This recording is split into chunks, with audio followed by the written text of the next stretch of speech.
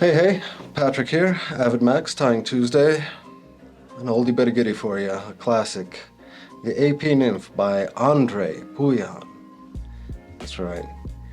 Great little mayfly nymph imitation, great little stonefly imitation in the bigger size. Let's get it going.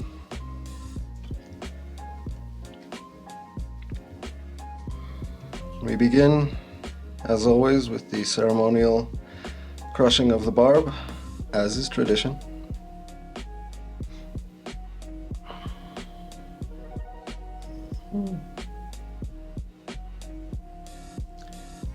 Get her situated. Come on now. We'll be tying this one on a TMC 100. This is actually a size 12 for you here, just for the sake of everybody playing the home game. See everything a little better for you. The thread on this one, Uni A. Camel. I know you've got plenty of it lying around from tying all of your missing link caddis in anticipation of the summer months dry fly hatch. Starting just back of the hook eye, make sure we leave ourselves some real estate later on. We're gonna definitely need it.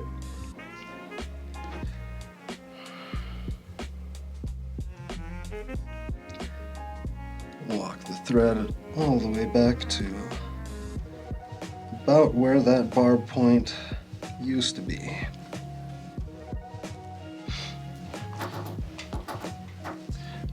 For the tail here and the wing case, it's going to be regular moose hair. Find yourself a nice dark patch, nothing crazy, nothing special. A fair size clump there, depending on the size of hook, the size of nymph you're going to be tying on, of course. A little less for the small ones, a little more for the bigger ones. Maybe a hook's gap length of tail. Secure with a pinch wrap once, twice into place. Adjust it while you have the ability to.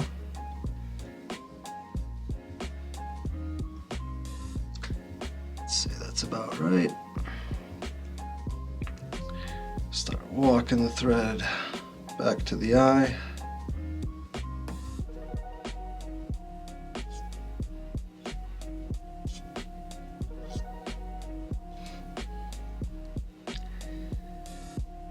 Go to about maybe the 66% mark of the hook shank.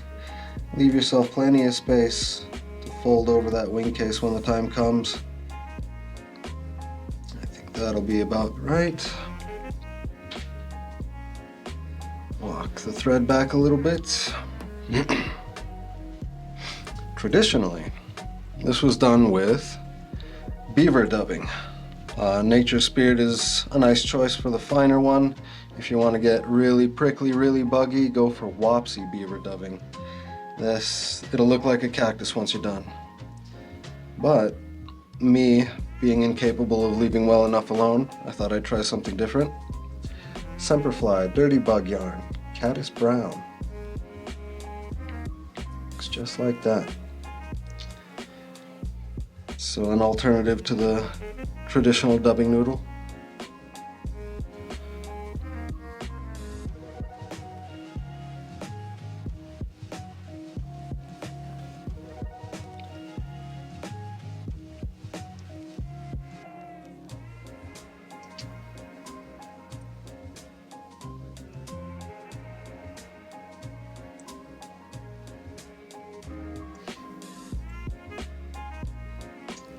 Thread back all the way to the tail.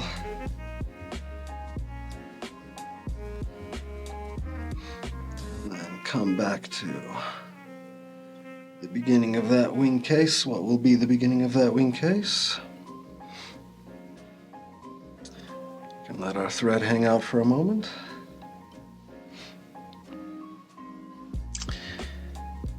And as you see, many eagle-eyed viewers know that I wrap my thread this way, over the top, away from the camera. I'm going to counter wrap the dirty bug yarn over the top toward the camera. And that's going to be important for a later step, specifically the ribbing. Couple wraps. Get yourself, work up a little bit of taper if you can. Always nice for the profile. There we go.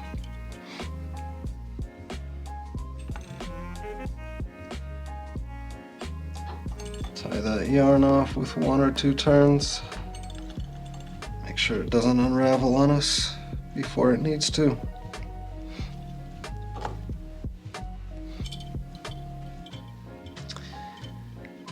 Then the gold wire, this is UTC, gold brassy.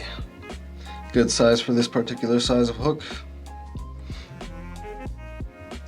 And I'm going to counter rib the gold wire in the other direction that the dirty bug yarn had gone, so same direction as my thread originally.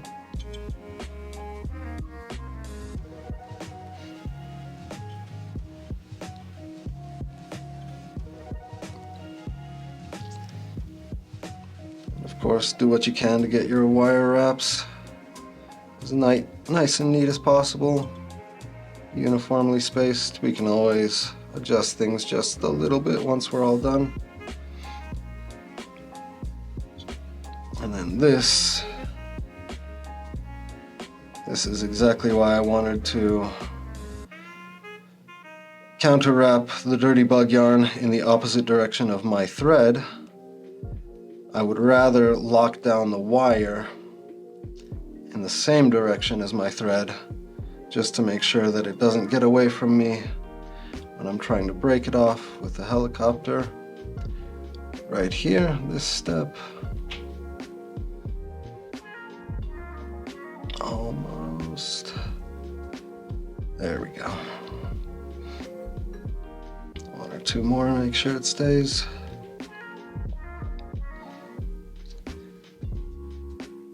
Another wrap of dirty bug yarn to even out that transition.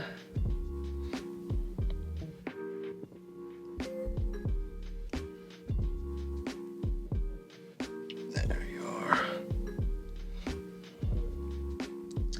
Make sure your bug yarn, your wire, your thread doesn't start pushing forward. Your moose hair is here.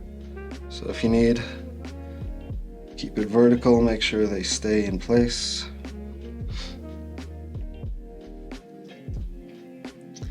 To migrate the thread to the hook eye. Dirty bug yarn, couple of wraps under the wing casing.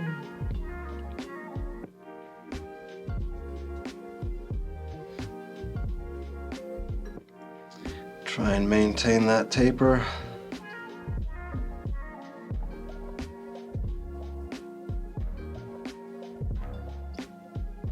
Trap it and try to leave yourself just a little bit of room for that tie off just behind the hook eye. Wing case folding over the moose hairs.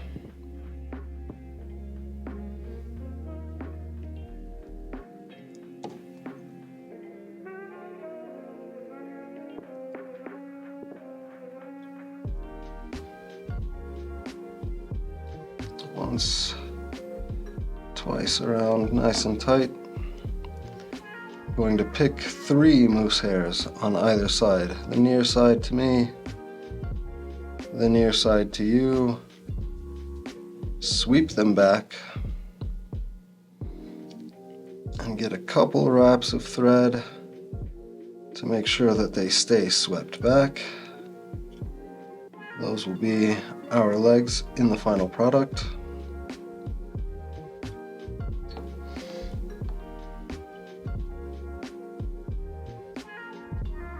Snip out all these moose hairs we don't need here.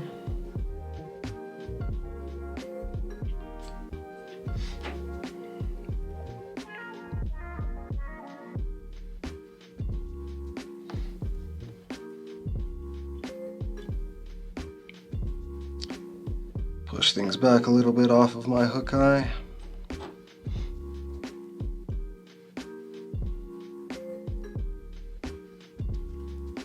Let's see if we can fit one last wrap of the dirty bug yarn up front.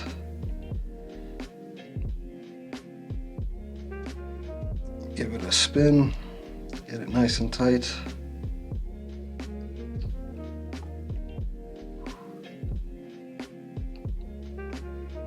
It's gonna be very tight fit, very tight. Let's see what we got.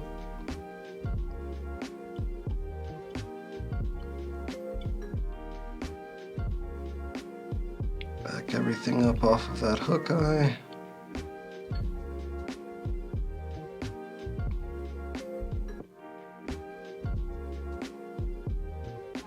Just made it. Snip out the excess dirty bug yarn.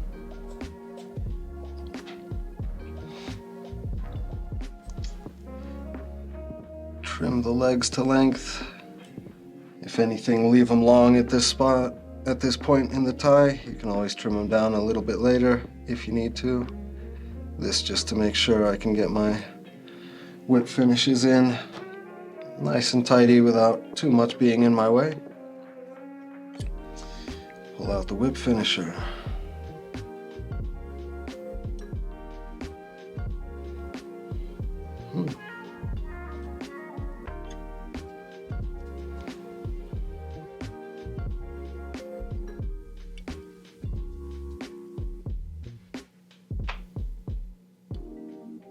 Oh, stay. There we go.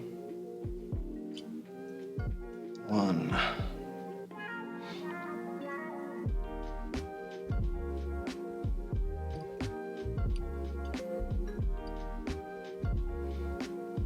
See, legs getting in my way. There we go.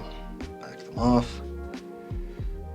Get the dirty bug yarn to stay in place. One more whip finish.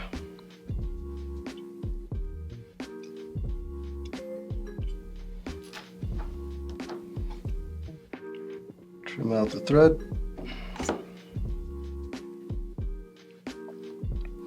Quite a bit of material around that hook eye. We can always give it a trim.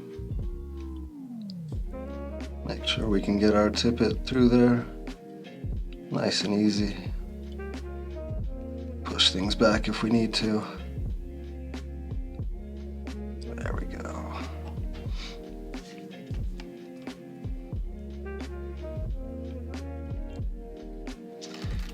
Now,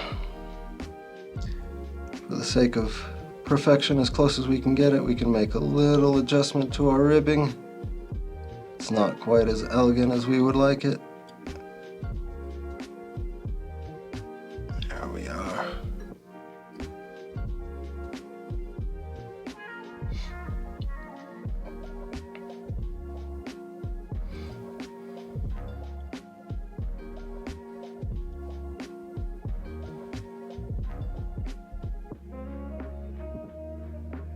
Push back that material off our hook eye. We can get some tippet through there now.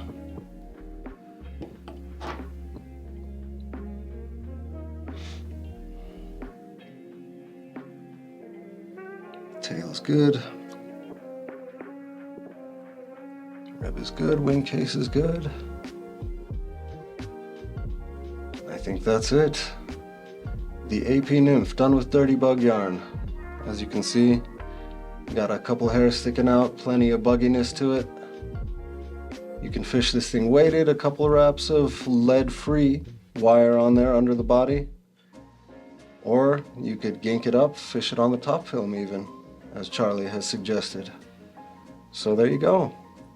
Andre Pouillon's AP Nymph. Get out there, tie some up, put them in your box, see how they work out for you. If you like this one, give us a thumbs up, like and subscribe, it always helps out. Until the next one, friends, we'll see you on the water. Tight lines.